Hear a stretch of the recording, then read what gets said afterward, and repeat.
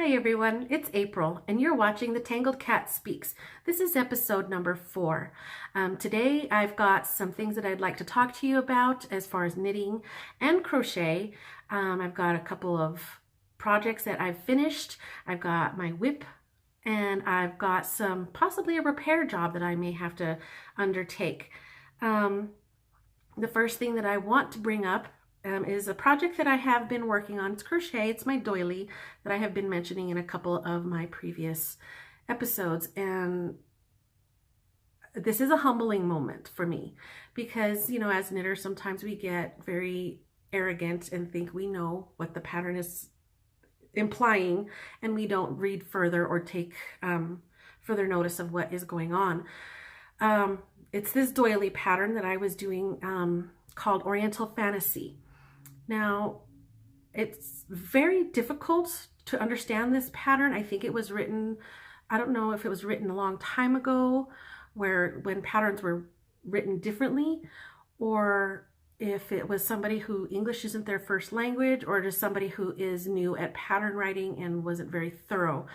But I did have to refer quite often to the finished object photo to realize where I'm supposed to be placing the certain stitches to make sure that it was looking like it should look, because I didn't understand what the instructions meant 100% of the time. So I did that, and most of the time it worked out fine. I figured out where I was going, but by the end this thing just was so huge and it was taking forever. Oh, it was so big, and I wanted to be done. And by the time I got to the last couple of rows, I ended up not referring to the pictures, and I ended up with something that is a big mess. Because doilies are supposed to lay flat and pretty, and you know, you pin them out and they're nice and symmetrical, and some of them are ruffly. This particular pattern is not. It's supposed to lay flat, and you've got all these pretty little points. These are the points that I'm referring to. These little loops here, I don't know how well you can see them, but these are on every point around the doily. So it was taking forever, you know, dozens of them all the way around. Well, I didn't refer to the photo for the last couple of rows, and in the pattern you have to cut your yarn and reattach it somewhere else. Well, I didn't pay attention, or I don't know if I just didn't understand, but I just thought in my head, oh, I know what I'm doing. I get it. I understand. So I didn't go back and refer to the photo, and I ended up with a mess because I ended up with double the amount of points than I was supposed to. So when I went to block it out, there was no blocking it because there was too many stitches. It's a mess. So now it's more of a ruffly edge down on the bottom. It doesn't spread out and fan out like it should. I don't even have the heart to pull this out. I may at some point in the future decide, oh, I'm going to go ahead and pull out those last few rows and redo them and put the points in the correct place. But right now, I was getting so, and you know, now I know why. It was because I was in the wrong place and I doubled everything by accident. And I kept wondering, why is this thing just so huge? It's just taking me forever to get. Literally, it was taking me at least an hour and a half to 2 hours to finish a row. So I was just frustrated, and I'm still kind of frustrated with it, and it's definitely not my best work. So I'm going to put this thing in timeout. Oh, there's Aggie. She's coming. I'm going to put this in timeout, and maybe I'll go back and fix it someday.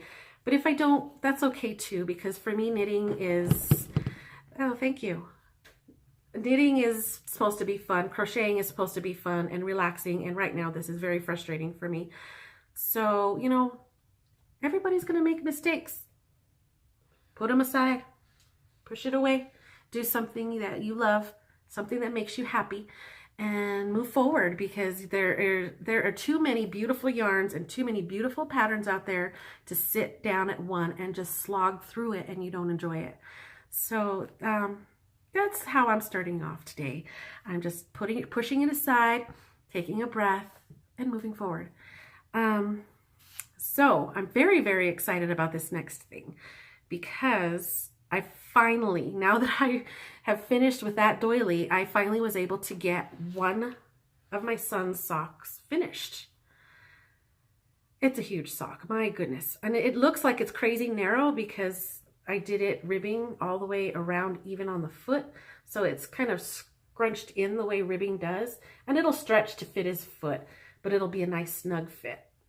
Not baggy or anything, but it's very long. So because it narrows in because of the ribbing, it looks like it's an awkward shape, but I really love how it came out.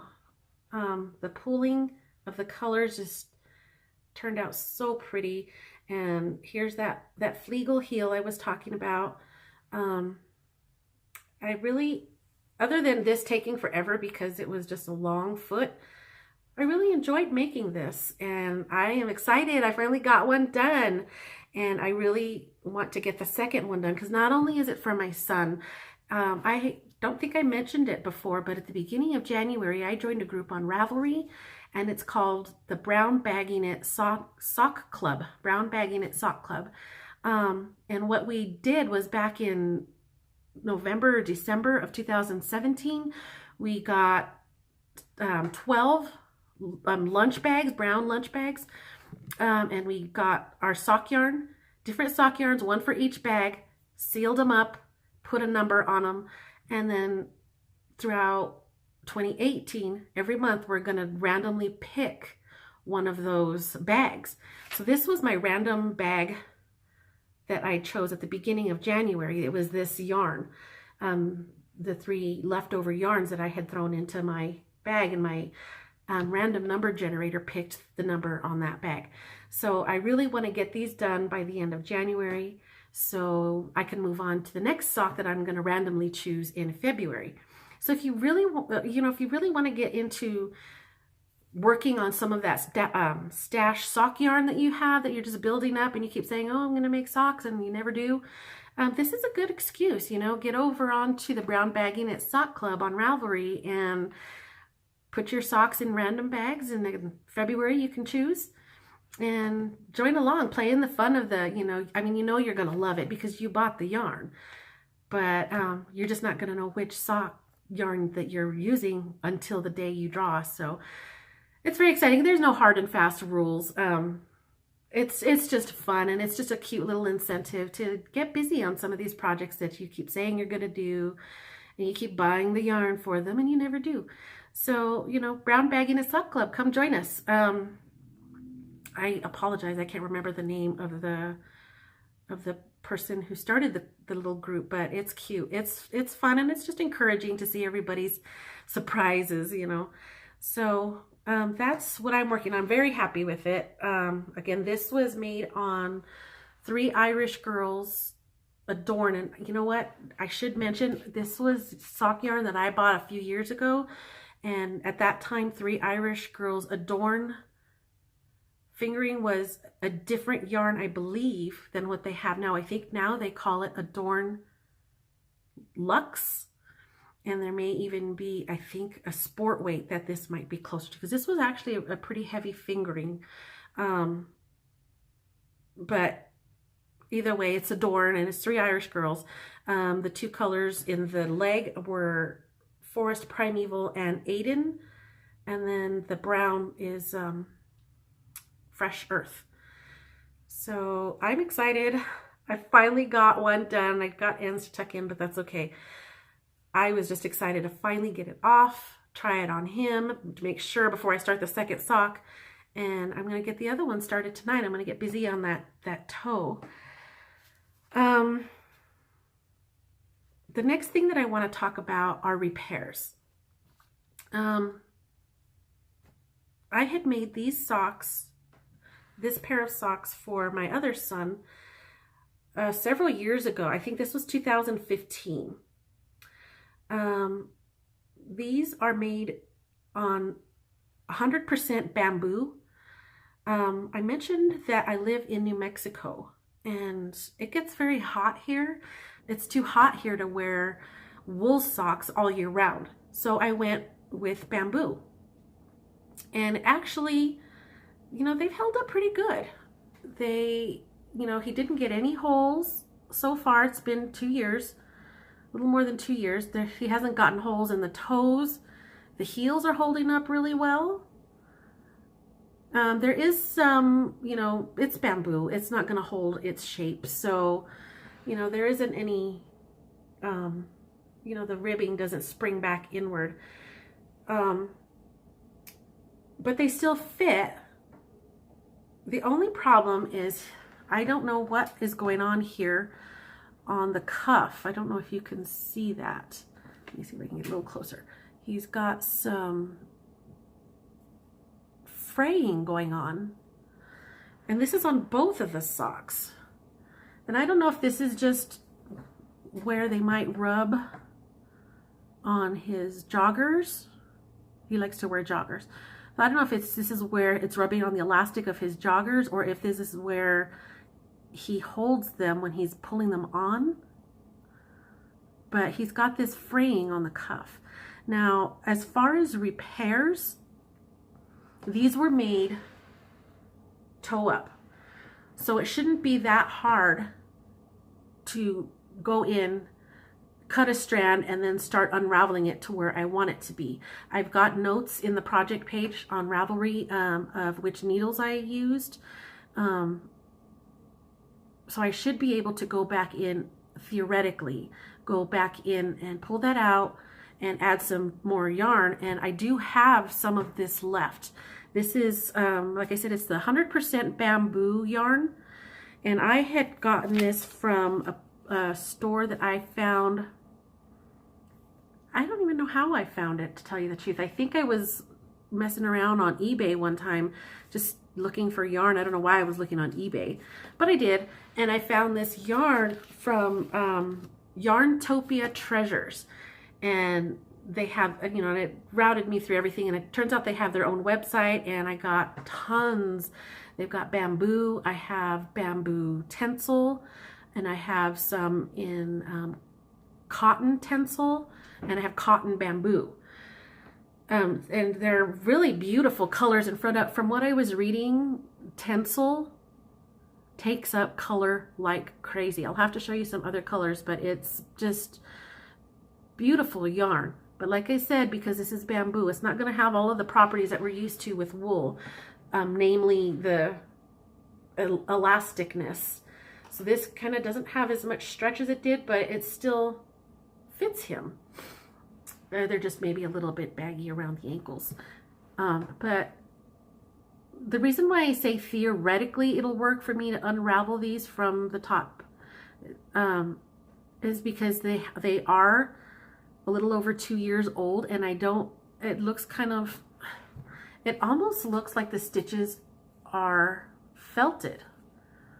I don't know if you can see it here. It looks like the fibers have started to bind to one another. So I don't know if I'll be able to pull them apart without damaging more of the sock. So, you know, and it's definitely going to look a different color on the cuff. I mean, after washing it several times, it's a little duller, or not duller, just not quite as vibrant as the original yarn. So I'm not too worried about it though. I'll do the best that I can, and if I can't make the repair, then I'll just have to make him another pair of socks. I got a package today, and it's something that I ordered. I didn't order yarn, I promise. I swear I didn't order any yarn. Let's just get that out of the way now. But I have to buy something. So I went on to Etsy. I had been watching the Hey Sister podcast, the Hey Sister podcast, and they had talked a couple of times about these whip DPN holders, and I found some that I really liked, and I went ahead and ordered them. And so this is what they are. They're little sewn fabric pouches. This one has cats all over it. Cute little kitties. Oh, I'm so in love. And this one are Little lambs on a field of gray. It's adorable. This one's got a nice, pretty green fabric on the inside. And there's the snaps. And what it is you put your work in progress with the DPNs inside under the snaps, close it, and then your sock or your sleeve or whatever hangs out here. And then, you know, everything else is protected. You're not going to stab anybody accidentally with DPNs hanging out somewhere. Trust me, I've done that. I've poked myself with DPNs just randomly poking out of a bag. So these are nice. You know, it's cute. This is the inside of the kitty fabric. It's real pretty. And I got these off of Etsy from a store called Retold Yarns. And the girl who runs that is Megan Brown. So this is her card that she sent in with her bags or her pouches. So you should go check her out. She's got a lot of other ones, seriously, I was on there and I had to hold myself back because I ordered 2, but there was like 8 of them that I wanted. She has a cute one that has like little different styles of coffee pots all over it. Oh, it was so cute. She's got one with alpacas on it. Owls. Oh, I was clicking. I want add to cart, add to cart, add to cart. And I had to go back and really weigh which ones I liked more. It's not that I didn't like the other ones. It's just I had to choose. So these are the 2 that I picked. But she's got some cute things on there. You should really go check her out. Retold Yarns on Etsy. Very cute. And they came very quickly. I think she's based out of Colorado. And I'm in New Mexico. So it came really quick. Very, very, very excited by it. So I'm going to give these a little try and put my next sock project on there. Now I will, you know, be wreaking havoc with those DPN points sticking out everywhere. I feel like I want to talk about what I'm wearing next. This, it's hard to see here. It's a sweater vest that I had made. And really it started out as, I got a mess on the floor. It started out as a saddle shoulder tee. And it was called the Lace Saddle Tee by Lisa S. Rowe. And it was in the Interweave Knits Summer 2010 edition. And it was supposed to have sleeves. My angle is all weird right now. It was supposed to have sleeves that come down like this, and it was a pretty lace panel coming downward on the sleeve. And it was just a short cap sleeve, or just a short sleeve, but it was a saddle style, saddle sleeve. Couldn't wrap my head around it, and I gave up, you know, and that's okay. I ended up with, you know, the points here. You're supposed to stop here, and then at the exact same place on the back, and then start knitting downward, and then attach under the arm or something like that. But what I did was I stopped there, and instead I just made shoulder straps that I added, instead of just knitting stockinette like the rest of the body. I did some cables that I found out of one of Barbara G. Walker's treasury books that I have. So I just threw a couple of cables on there and called it done.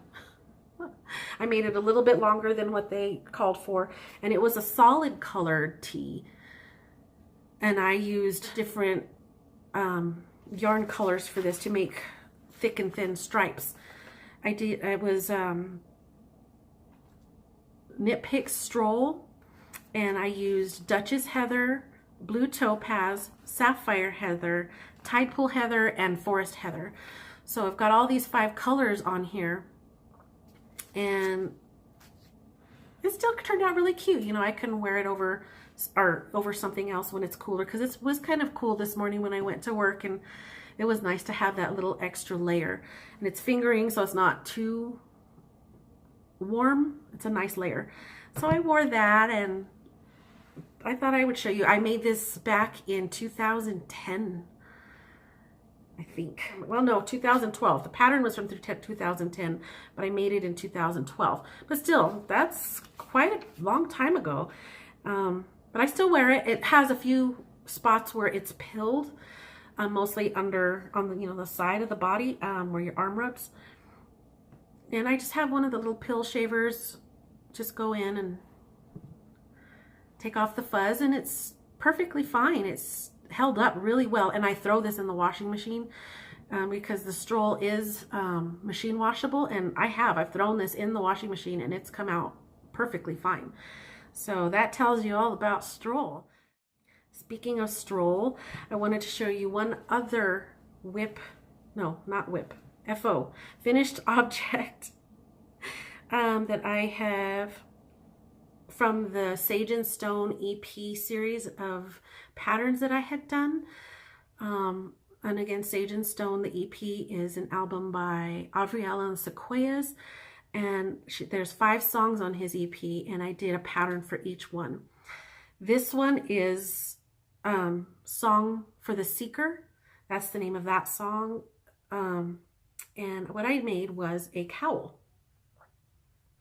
And it's a close to the neck cowl is how I chose to do it. But in the way that the construction of this, you could make it a longer loop if you wanted to hang a little lower, or if you wanted to make it even longer, you can, and you can wrap it around a time or two if you'd like. I just preferred to stop at a closer fitting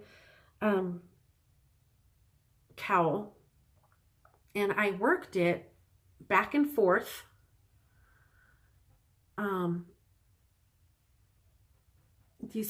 It was worked back and forth like this, and then I Kitchener stitched the 2 ends together, so it was a provisional cast on. And when I got to as long as I wanted it, I just did a simple Kitchener stitch to graft everything together so that it would look like a continuous cable. You can kind of see my Kitchener there. But what's that saying? If you can't see your mistakes or design elements from the back of a galloping horse, then it's okay. So nobody's going to notice that, unless they're really up and inspecting. And if there's somebody is that up close to my neck inspecting my work, they really need to back off. But so I chose to do the Kitcheners so that the cable would go all the way around. And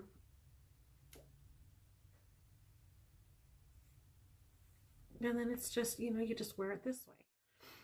And it's made on Stroll, fingering in the Dove Heather colorway. So I'm going to put this on. So you can wear it really close, kind of high up if you wanted to, cover your ears a little, cover your mouth, and if you're just indoors or whatever, you can just kind of scrunch it down. I like cowls that are up and close to my neck because it just feels warm. I can put my coat over it or my sweater and bundle up and not have all of this extra bulky fabric. Ooh, that was pretty. So, but there are times where I do want a longer, flowier kind of cowl. And the way that this pattern, the way that I wrote it in, you can extend it if you want to.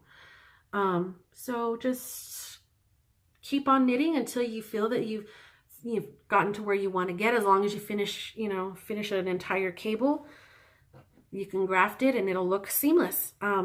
Excuse me, I've got wool on my lip. So that was, again, for the Sage and Stone EP series of patterns that I did. And this was Song for the Seeker. The song kind of talked a little bit about finding.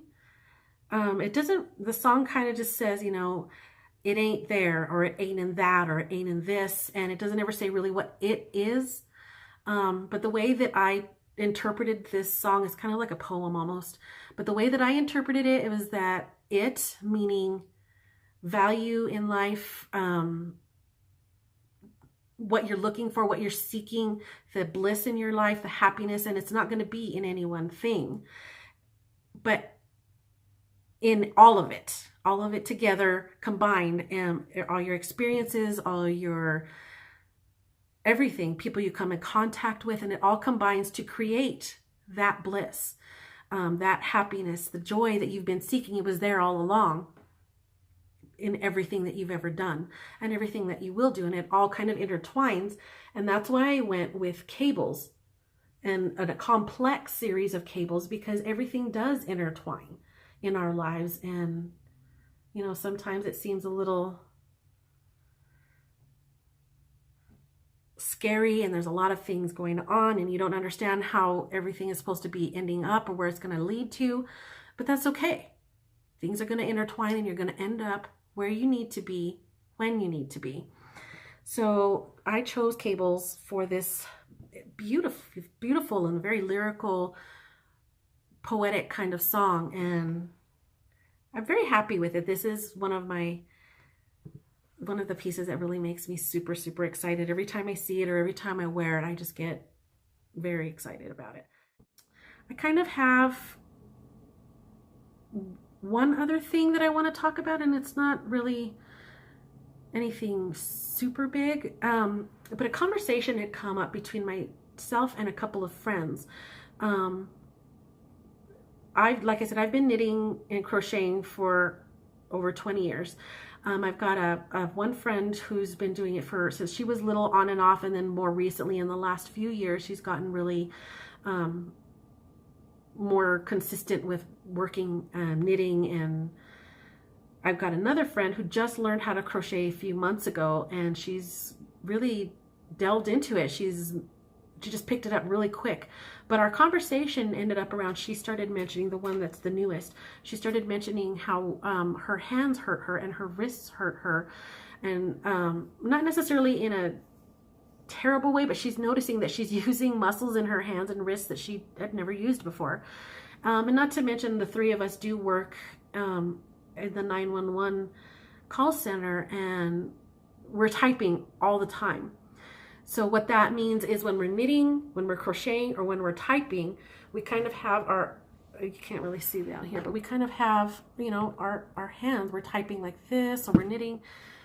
We have, that was kind of awkward, but we have our hands in front of us, and our elbows are sort of bent at a particular angle quite often. And, you know, sometimes you go to stretch and you notice that your elbows are a little bit creaky, or your wrists or your fingers.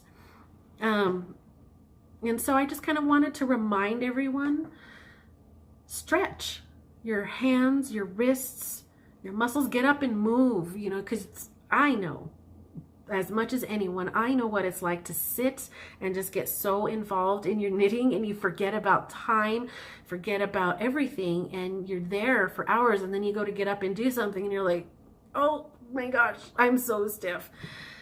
I know, but I just want to remind everyone, find a reason to stop every once in a while. Get up, walk around, get some blood flowing back into the rest of your body parts, and stretch, you know. And you can do simple stretches for your hands and your wrists, you know, kind of just pull your fingers back. And my son is creeping around all scary like over here.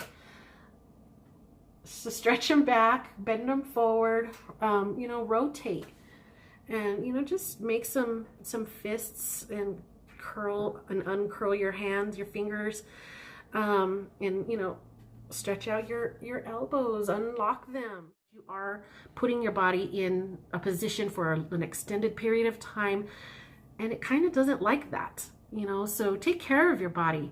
You know, our knitting and our crocheting is our bliss, but we still need to remember that our bodies were meant and built to move. So get up, you know, stop your knitting for a few minutes, get up, walk around the house, do a little bit of chores, and then, you know, reward yourself by going back to knitting. But take care of yourself. And with that, I'm just going to end here. It's a little bit of a shorter show this evening. But I just wanted to say hi and show you a few things and just remind you to take care of yourself and enjoy every minute of your crafting. And your coming week should be fruitful and productive and enjoyable. So I wish you all of that, and Have a good night.